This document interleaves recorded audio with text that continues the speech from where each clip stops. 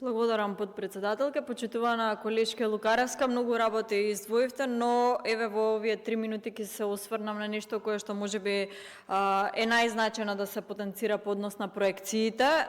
Факт е дека еве и денес имаме официјален податок дека инфлацијата е навистина далеку пониска од она која што имавте вие во вашето време. И денеска за 0,5% имаме намалување на самата инфлација и денеска фактите говорат и секој пат треба да зборуваме со факти и со бројки дека имаме реален раст од 10,2% на номиналниот бруто домашен производ. И кога зборуваме од оваа говорница, предпочитувам да се служиме со бројки, бидејќи само така ќе знаеме дали говориме со факти и со аргументи или зборуваме напразно со неаргументирани ставови. Но разбирам дека тоа е работа на опозицијата да критикува, а ние сме тука да ги покажеме фактите. Денес имаме добри и убави вести за Македонија, 10,2% раст на номиналниот бруто домашен производ, што е реална мерка за тоа дали економијата се движи во позитивна насока.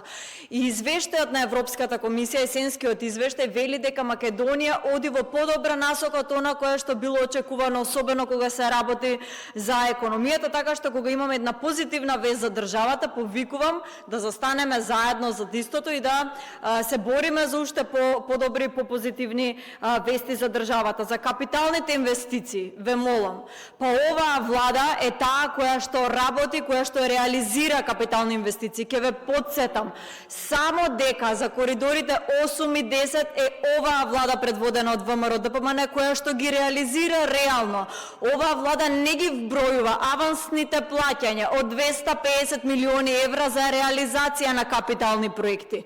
Туку граѓаните ќе гледат реални патишта и реални автопатишта. Немаме веќе измислени километри и видеа со вештачка интелигенција со измислени километри на автопат, туку имаме реални километри на автопати патишта кои што се отварат и по кои што граѓаните можат да возат. Така што секој пат ќе се фокусираме само на реални проекти кои што ќе бидат видливи со голо око. Ќе ве подсетам дека земавте толку многу задолжување, толку многу не задолживте како држава, а не видовме еден капитален проект кој што е видлив со голо око.